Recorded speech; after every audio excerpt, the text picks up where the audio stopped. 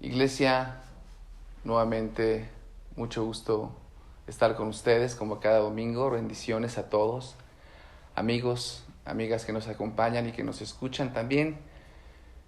Deseamos que las bendiciones del cielo estén con ustedes y que después de estos momentos de alabanza, de adoración, donde nos regocijamos en darle ofrenda de palmas al que vive y al que reina por siempre, a nuestro Señor Jesucristo, leer la lectura, orar. Pues bueno, vamos ahora a meditar en la palabra de Dios. Y para esto, hermanos, quiero que vayamos a la Escritura, vayamos al Evangelio. Según San Juan, vamos a leer el versículo 10 del capítulo 10. San Juan 10, versículo 10.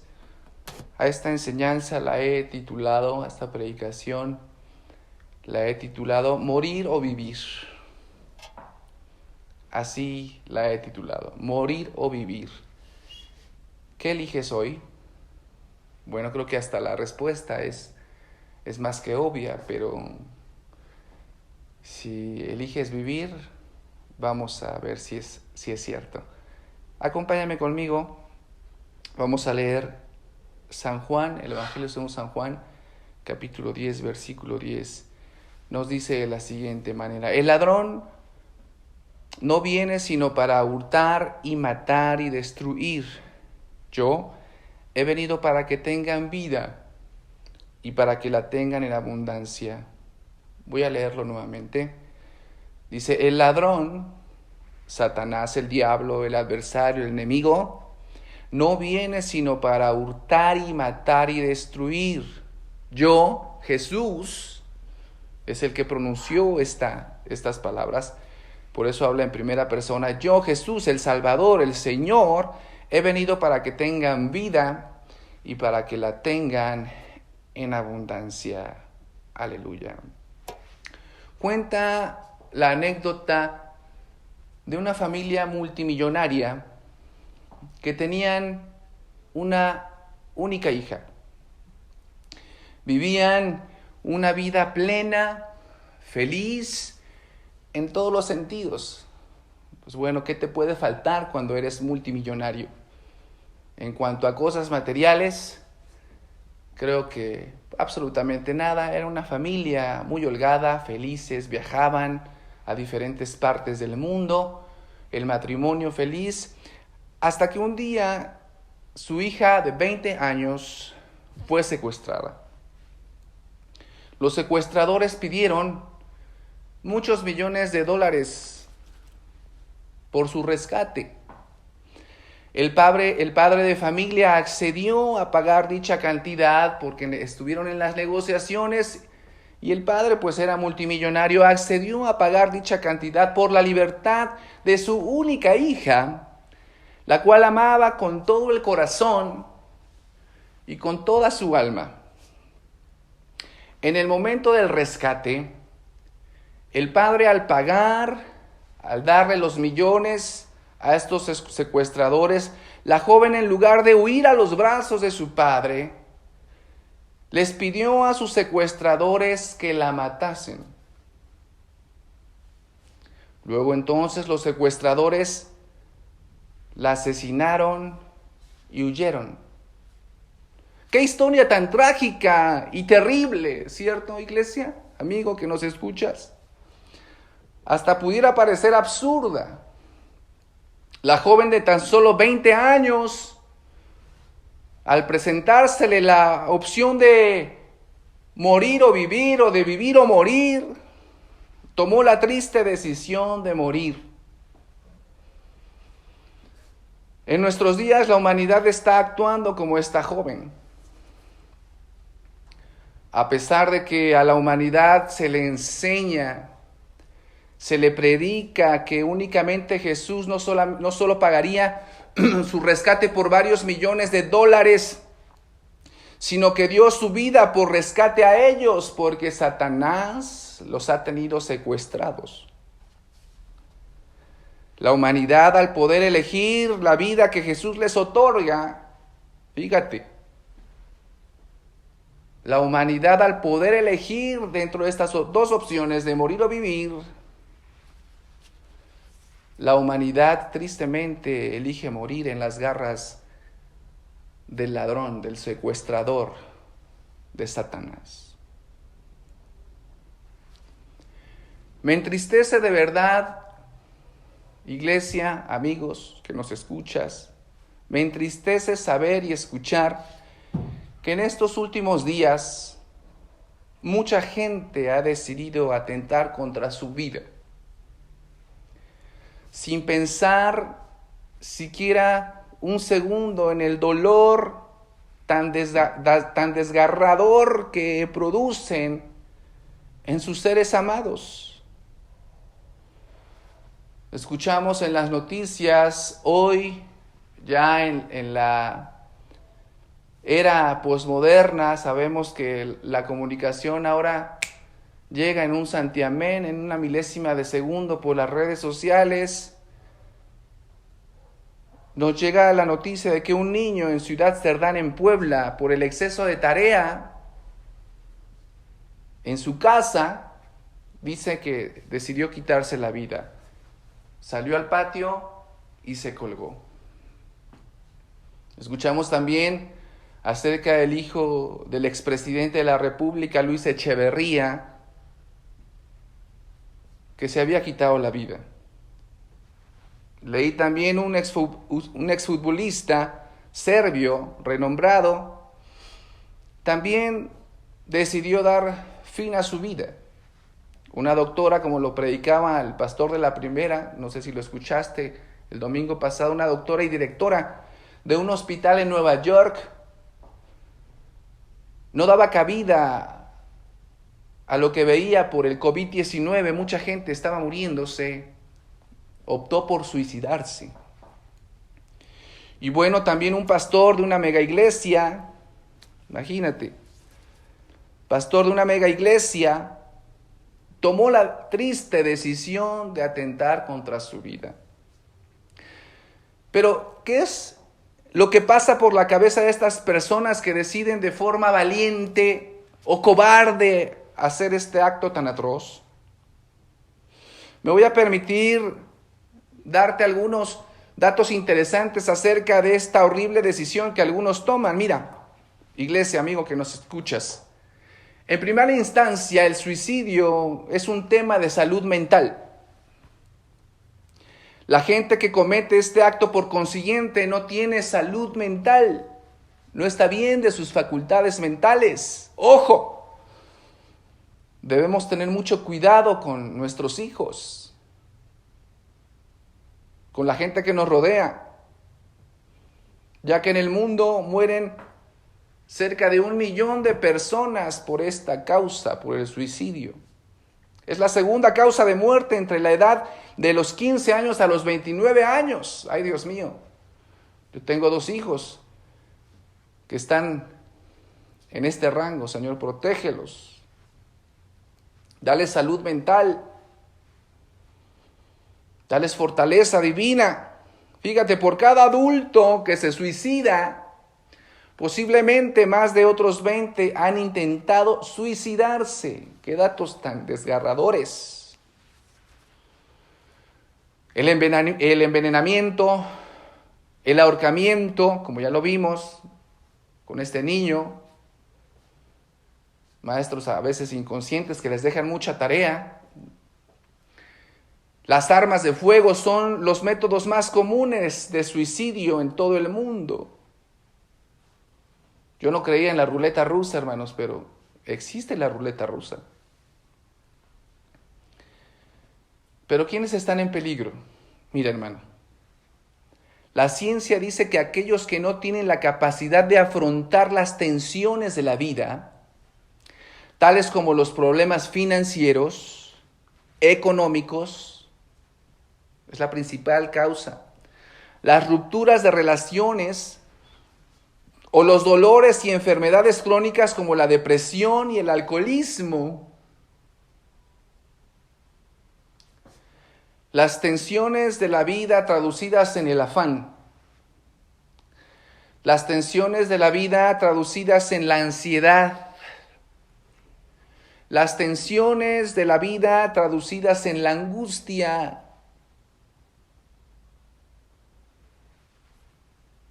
El cristiano fiel y verdadero ha sabido lidiar con todas estas circunstancias para hacerle frente a esta enfermedad mental. El cristiano ha sabido vivir un día a la vez. La palabra de Dios nos dice que cada día trae su propio afán. Entonces, ¿por qué te angustias? ¿Por qué te afanas, oh alma mía, y te turbas dentro de mí? Espera en Jehová, dice el salmista. Amigo, espera en Jehová. Dicen por ahí que el preocuparse por el pasado te trae depresión. ¿Qué te preocupas de lo que ya hiciste? Te afecta mentalmente deprimiéndote. Preocuparse por el futuro te trae ansiedad y angustia. ¿Y qué puedes hacer por el futuro? No puedes hacer absolutamente nada. Ubícate, amigo, hermano, en vivir un día a la vez. Hermoso estribillo y canto que dice: un día a la vez, mi Cristo. Dicen que la antesala a la depresión es el aburrimiento. Yo lo traduciría no en aburrimiento, sino en ociosidad, en flojera, en holgazanería. Por eso yo trato de estar activo. Yo te recomiendo que estemos activos en esta cuarentena, que ya se convirtió casi en ochentena. Y lo que falta. Debes recordar el gran pecado del rey David, que lo llevó a adulterar, a desear a la mujer de Urías Eteo, y que lo llevó a asesinar al esposo de Betsabé. ¿Sabes cuál fue la causa? El aburrimiento, la ociosidad. ¿Qué estamos haciendo para que en este reclutamiento nuestros hijos no se aburran? O tú mismo, que bendito Dios, pues en el trabajo, tu trabajo no es esencial, pero estás ahí en tu casa. ¿Te encuentras aburrido? Sé versátil, seamos versátiles. La Escritura nos dice que el ladrón, el secuestrador, no viene sino para hurtar y matar y destruir. Yo, Jesús, he venido para que tengan vida y para que la tengan en abundancia. Fíjate, amigo, iglesia, la Biblia nos habla de dos personajes que tomaron la triste decisión de atentar contra sus vidas. Veamos estos dos casos rápidamente. El primero es un tal Judas llamado Iscariote, uno de los 12 apóstoles de Jesucristo y uno de los íntimos de Jesús. Aquel que durante más de 3 años compartió el pan con Jesús. Aquel que durante más de 3 años compartió la casa donde dormían o el techo donde dormían con Jesús. Aquel que caminó al lado de Jesús, siguió sus pasos de frente, atrás, a un lado. Aquel que vio todas las maravillas y milagros que Jesús hacía a este hombre, fíjate, al final se ahorcó. Hay un dato importante que por poco y se me pasaba. Judas era nada más y nada menos que el tesorero de Jesús. ¡Qué barbaridad! Aquel que manejaba los dineros. Aquel Judas codicioso. Aquel Judas avaricioso. Aquel Judas envidioso. Aquel Judas tacaño. ¿Recuerdas el cuadro cuando le reclamó al mismo Jesús cuando una mujer vació y ungió al maestro, diciéndole que era un desperdicio y que ese dinero se podía haber repartido a los pobres? Era un mentiroso. codicioso, avaricioso, envidioso y tacaño.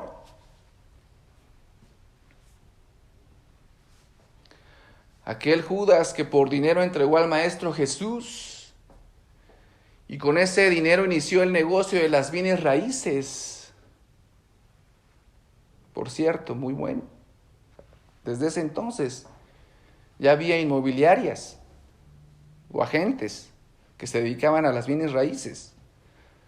Pero ¿qué pasó en la vida de Judas que lo llevó a atentar contra su vida? Fíjate, las Escrituras dice allá en Lucas 22:3, la palabra de Dios nos dice en Lucas 22:3, fíjate lo que dice. Y entró Satanás en Judas.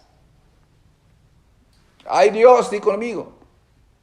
Y entró Satanás en Judas por sobrenombre Iscariote, el cual era uno del número de los 12.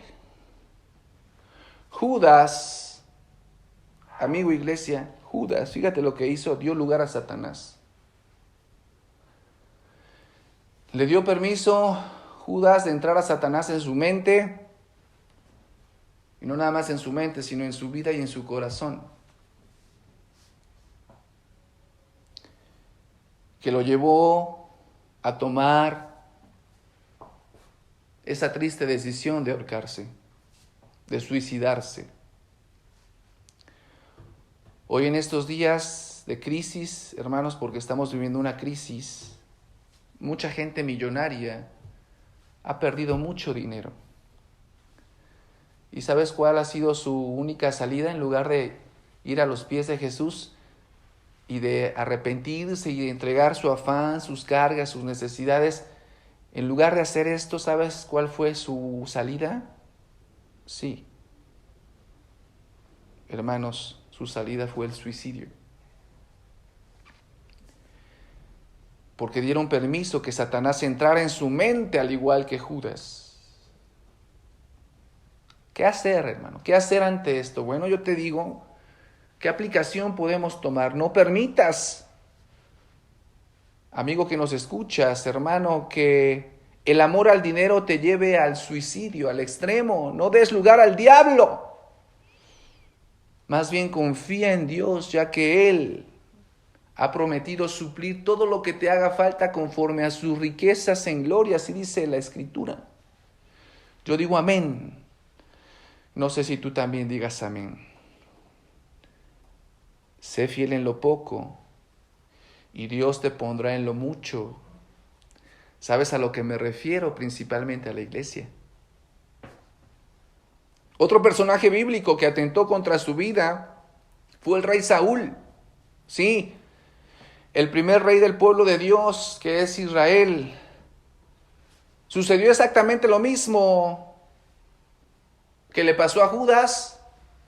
Lo mismo le pasó a Saúl. Ahí en el primer libro de Samuel, capítulo 18, versículo 10, nos dice la palabra de Dios.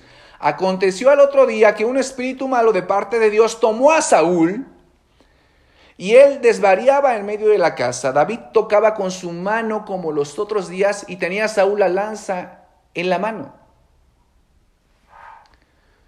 Saúl tuvo celos de David.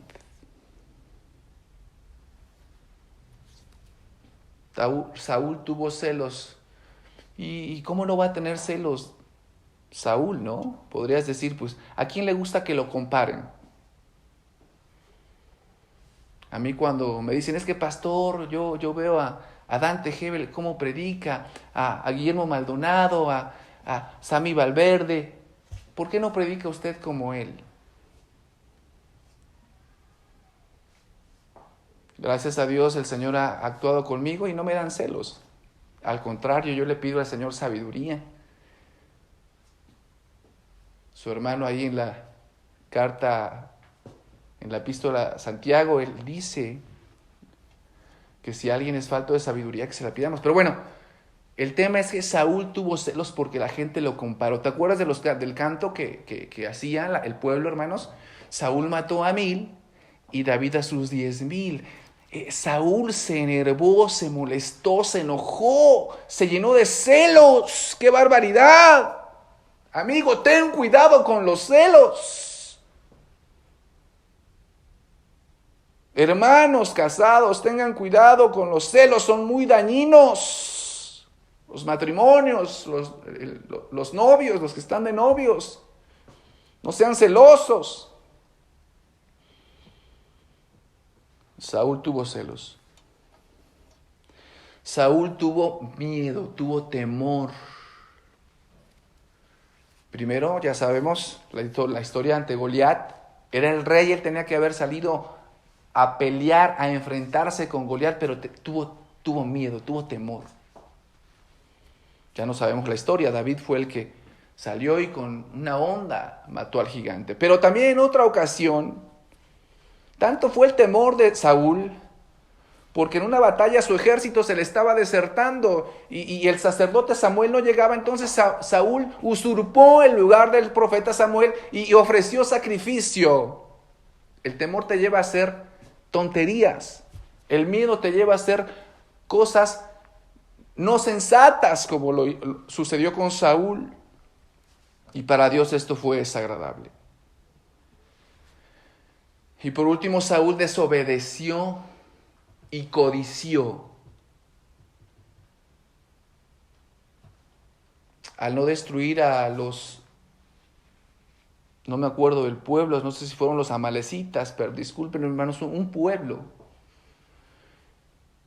que Dios lo mandó que lo destruyera por completo y que no se trajeran absolutamente nada, pues no, desobedeció, desobediente, y aparte como vio que era mucha riqueza, y eso sí, de esa riqueza le llevó el diezmo, a Dios le ofreció la primicia, se quiso pasar de listo. Fue codicioso. Ten cuidado con la codicia, hermano. No seas desobediente. ¿Cuál es la aplicación entonces hoy? Bueno, hermano, amigo que nos acompañes, debes dejar a un lado los celos. Debes dejar a un lado el miedo, el temor, la desobediencia. Estos sentimientos llevaron a Saúl a la postre, al suicidio. Sabemos que él le pidió a su paje de armas, a su escudero, que le atravesara la espada, pero el escudero no quiso y entonces Saúl se suicidó. No permitas entonces esos sentimientos malos. No permitas que los celos te inunden. No permitas que el temor te inunde. No permitas que la desobediencia te inunde. No permitas que la codicia te inunde y te quiten la paz y la tranquilidad espiritual. Para esto tienes que venir a los pies de Cristo. Amigo que nos escuchas, hermano también que nos escuchas, iglesia, recuerda bien este versículo, San Juan 10:10. El ladrón no viene sino para hurtar y matar y destruir. Yo he venido para que tengan vida y para que la tengan en abundancia. Jesús es nuestro pastor y también Jesús es la fuente de vida. Nosotros somos las ovejas de su prado. Él nos ama y nos quiere dar vida abundante. No así el lobo rapaz, o también calificado como el león rugiente que está buscando a quien devorar. ¿Qué eliges hoy? ¿Morir o vivir? Oremos, amada iglesia. Señor Jesús, Dios del cielo y de la tierra, Padre, tú eres el que conoces hoy la situación de cada hijo tuyo, de tu iglesia, Señor Jesús, que estamos batallando con problemas, a lo mejor mentales, sentimentales, como batalló Judas, como batalló Saúl, Señor, pero no queremos ser como ellos, sino queremos actuar más bien como sus antagónicos, como David, como Pedro, Señor, que reconocieron su pecado Padre Celestial, que los iba a llevar a la muerte, lo reconocieron, pero ellos fueron a ti, Señor, en humildad. Dejaron todo orgullo, toda soberbia, todo mal sentimiento, Señor Jesús, y fueron en pos de ti, Señor Jesús. Y tú tuviste misericordia de ellos. Oh, yo te pido, Padre Celestial, que si alguien en estos momentos está teniendo un ataque de crisis mental, Señor Jesús, lo rescates. A esos amigos que hoy nos escuchan, que a lo mejor les ha pasado por la mente el quitarse la vida. Hoy, Señor Jesús, que a través de ti ellos encuentren paz, vida, satisfacción, felicidad. Señor Jesús, si tú les des en abundancia. Mira, Padre Celestial, sé con nosotros. Y así como lo dijo Juan, Padre Celestial, optar por abrirte las puertas de nuestro corazón, de nuestra vida, y tú nos llenes, nos permees de esa vida abundante, en el nombre glorioso de Jesús. Amén. Amén. Gloria a Dios. Ahí como estás, quiero leerte una porción bíblica ahí en Malaquías capítulo 3, versículos 10 en adelante. Traed todos los diezmos al alfolí y haya alimento en mi casa. Y probadme ahora en esto, dice Jehová de los ejércitos, si no os abriré las ventanas de los cielos y derramaré sobre vosotros bendición hasta que sobreabunde. Reprenderé también por vosotros al devorador y no os destruirá el fruto de la tierra, ni vuestra vid en el campo será estéril. Dice Jehová de los ejércitos. Amén. Toma tus ofrendas ahí donde estás, tus diezmos. Quiero bendecirlos. Señor Jesús, Padre del cielo y de la tierra, en obediencia, Señor, y sin codicia, Padre Celestial, traemos, Señor, ofrenda económica, Padre, a través de los diezmos de las ofrendas. Señor, yo bendigo la vida de cada uno de tus ovejas. Señor, y yo sé que tú has reprendido por nosotros al devorador, a Satanás, al adversario, Señor, y que se va a llevar estos malos pensamientos, Señor, que pudiera inyectar, Señor, en la misma iglesia, en los amigos, Padre, y poner, Señor, codicia, poner avaricia. No lo permitas, Señor Jesús. Suple todo lo que haga falta en lo económico conforme a tus riquezas en gloria, Señor Jesús, y que nuestra alacena, Señor Jesús, siempre esté llena en estos momentos de crisis. Que el aceite, Señor, fluya, y que nosotros podamos ser sensatos para poder llevar esas garrafas y sean llenas del aceite que representan tu bendición. En el nombre de Jesús. Amén. El Señor te bendiga y te guarde.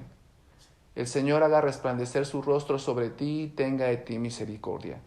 El Señor alce sobre ti su rostro y ponga en ti paz. Dios te bendiga, iglesia. Un abrazo.